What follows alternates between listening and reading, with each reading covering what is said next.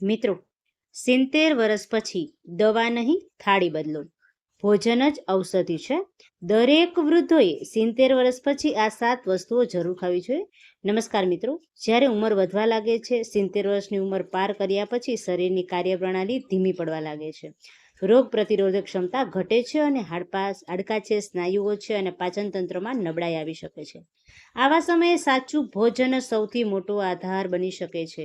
દવાઓ પર નિર્ભર રહેવાને બદલે જો આપણે આપણા ખોરાકને ઔષધિ તરીકે અપનાવીએ તો આપણે ન માત્ર સ્વસ્થ રહી શકીએ પરંતુ જીવનની ગુણવત્તા પણ સુધારી શકીએ છીએ. આજે આ વિડીયોમાં અમે તમને 70 વર્ષની ઉંમર પછી જરૂરી ખાવા યોગ્ય 7 મુખ્ય ખાદ્ય પદાર્થો વિશે જણાવીશું, જે શરીર માટે ઔષધિ જેમ કામ કરે છે. વિડીયોમાં આગળ વધતા પહેલા મિત્રો, તમને એક નાની વિનંતી છે કે જો વિડીયો ગમે તો વિડીયોને લાઈક કરો, શેર કરો અને મિત્રો ખાસ કરીને ચેનલને સબસ્ક્રાઈબ જરૂરથી કરજો અને કોમેન્ટમાં તમારા પ્રિય ભોજનનું નામ જરૂરથી લખજો. મિત્રો, આ વિડીયો ખૂબ જ મહત્વપૂર્ણ છે, તેથી આ વિડીયોને સ્કીપ કર્યા વિના અંત સુધી જરૂરથી જોજો. મિત્રો, વિડીયો શરૂ કરીએ. નંબર 1, દૂધ અને દૂધના ઉત્પાદનો એન્ડ ડેરી પ્રોડક્ટ્સ. 70 વર્ષની ઉંમર પછી કેલ્શિયમની ઉણપ સામાન્ય બની જાય છે, જેનાથી હાડકાં નબળા પડવા લાગે છે અને ઓસ્ટિયોપોરોસિસ, હાડકાનું નાજુક થવું જેવી સમસ્યાઓ થઈ શકે છે. દૂધ, દહીં, પનીર અને છાશ જેવા ડેરી ઉત્પાદનોમાં માત્ર કેલ્શિયમ જ નહીં પરંતુ વિટામિન ડી, પ્રોટીન અને ફોસ્ફરસ પણ પુષ્કળ પ્રમાણમાં હોય છે, જે હાડકાને મજબૂત રાખવામાં મદદ કરે છે. કેવી રીતે લેવું? તો નંબર 1 જોઈએ મિત્રો, દિવસમાં 1 ગ્લાસ ગરમ દૂધ જરૂર પીવું. બીજું, ઘરે બનાવેલું દહીં રોજ ભોજનમાં સમાવેશ કરવો. ત્રીજું, પનીરને હળવી શાકભાજીમાં મિક્સ કરીને લેવું. જો કોઈને લેક્ટોઝ ઇન્ટોલરન્સ હોય તો બદામ કે સોયા દૂધ જેવા પ્લાન્ટ્સ બેસ્ડ દૂધનો વિકલ્પ અપનાવી શકાય. નંબર આગળ જોઈએ, મેવા અને બીજ. મિત્રો, વધતી ઉંમરના હૃદયની સમસ્યા અને મગજની કાર્યક્ષમતા જાળવી અત્યંત જરૂરી છે. બદામ છે એ અખરોટ, અળસીના બીજ, કોળાના બીજ અને સૂરજમુખીના બીજમાં ઓમેગા-3 fatty acid, fibre, vitamin C, zinc જેવા પોષક તત્વો હોય છે, જે હૃદય, મગજ અને ત્વચા માટે ખૂબ જ ફાયદાકારક છે. કેવી રીતે લેવું? તો કે સવારે પલાળેલા 5-6 બદામ અને 1 અખરોટ જરૂર ખાવો.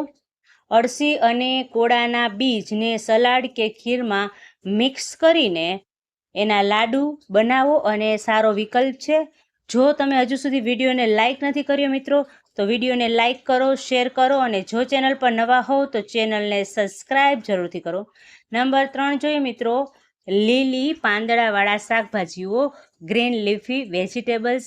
70 વર્ષની ઉંમરે શરીરને આયર્ન, ફાઇબર, કેલ્શિયમ અને એન્ટીઓક્સિડન્ટ્સની ખૂબ જ જરૂર હોય છે, જે પાલક, મેથી, સરસવ, બથુઆ અને સહજનના પાંદડાઓમાં પુષ્કળ માત્રામાં મળે છે. કબજિયાત અને પાચન સમસ્યાઓમાં રાહત, લોહીની ઉણપ બચાવ. હાડકાને મજબૂત કેવી રીતે લેવું? અઠવાડિયામાં 3 થી 4 વખત મિત્રો લીલી શાકભાજીઓ જરૂર ખાવી જોઈએ.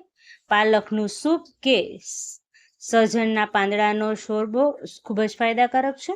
નંબર 4, ફળો, ખાસ કરીને મોસમી ફળો, સિઝનલ ફ્રૂટ્સ. ફળો વિટામિન્સ, મિનરલ્સ અને કુદરતી શર્કરાનો સારો સ્ત્રોત છે, જે વૃદ્ધો માટે શક્તિ અને રોગ પ્રતિકારક ક્ષમતા વધારવામાં મદદરૂપ કરે છે. પપૈયું, કેળું, સફરજન, જામફળ, નારંગી, કીવી અને જાંબુ જેવા ફળો ખૂબ ફાયદાકારક છે. કેવી રીતે લેવું? તો કે નાસ્તામાં કે સાંજની ભૂખમાં ફળો ખાવો. જ્યુસને બદલે આખું ફળ ખાવું વધુ સારું, કારણ કે તેમાં ફાઇબર વધુ હોય છે.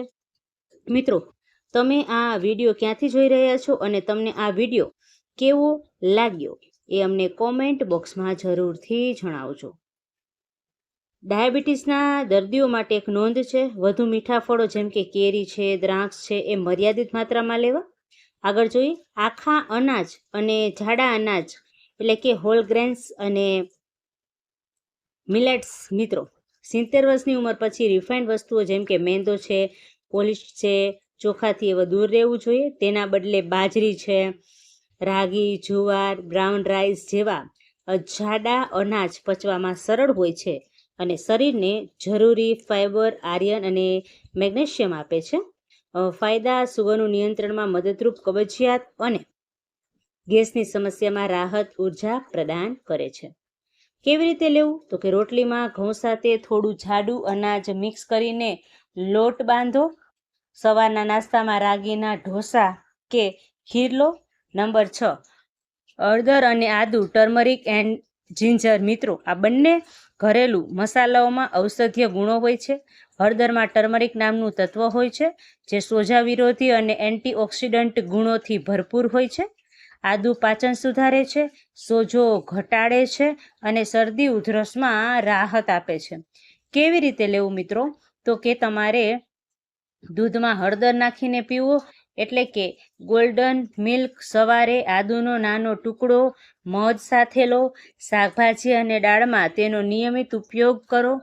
મિત્રો, જો તમે હજુ સુધી આ વિડીયોને લાઈક ન કર્યો હોય તો જલ્દીથી લાઈક કરો અને બટન દબાવી દો. વિડીયોને તમારા મિત્રો, સંબંધીઓ અને ઓળખીતાઓ સાથે જરૂરથી શેર કરજો જેથી તેઓ પણ તેનો લાભ લઈ શકે. આગળ જોઈએ મિત્રો, 7 નંબરની વાત કરીએ તો દાળો અને અંકુરિત અનાજ, જેને ઇંગ્લિશમાં પલ્સીસ એન્ડ સ્પ્રાઉટ કહેવાય છે. મિત્રો, પ્રોટીન શરીરની મરમત અને સ્નાયુઓ માટે ખૂબ જ જરૂરી છે અને દાળો તેનો શ્રેષ્ઠ સ્ત્રોત છે. ચણા, મગ, મસૂર, રાજમા, અડદ જેવી દાળોમાં પુષ્કળ પ્રોટીન, આયર્ન અને ફાઇબર હોય છે. અંકુરિત અનાજમાં અને એન્ઝાઇમ્સનું પ્રમાણ વધે છે જેનાથી પોષક તત્વોનું શોષણ વધુ સારી રીતે થાય છે. કેવી રીતે લેવું? તો કે રોજ બપોરે કે રાતના ભોજનમાં 1 વાટકી દાળ જરૂર સામેલ કરવો. નાસ્તામાં મગ અને ચણાના અંકુરિત અનાજમાં લીંબુ અને હળવો મસાલો નાખીને ખાઓ. હવે જાણીએ કેટલાક જરૂરી સૂચનો. ખૂબ પાણી પીવો. ઉંમર વધતાથી તરસ ઓછી લાગે છે, પરંતુ શરીરને પાણીની જરૂરિયાત એટલી જ રહે છે. મિત્રો, જો તમને વિડીયોને લાઈક નથી કર્યો તો વિડીયોને લાઈક જરૂરથી કરી દેજો.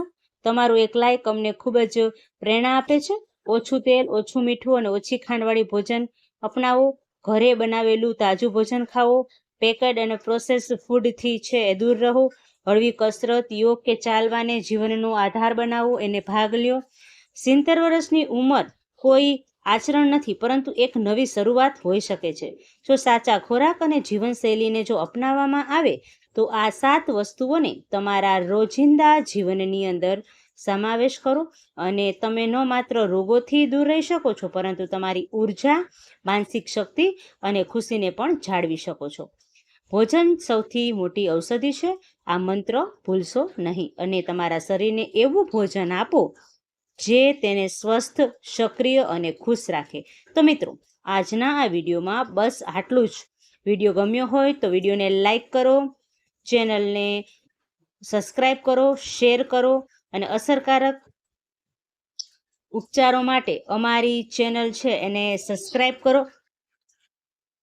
હવે બેલ નોટિફિકેશન ઓલ પર સિલેક્ટ કરી દો જેથી આગલો વિડીયો સૌથી પહેલાં તમને મળતો રહે. તમારી પાસે કોમેન્ટ બોક્સમાં તમારો અભિપ્રાય અમને જરૂરથી કહેજો. વિડીયોના અંત સુધી જોડાવા બદલ આપ સૌનો ખૂબ ખૂબ આભાર.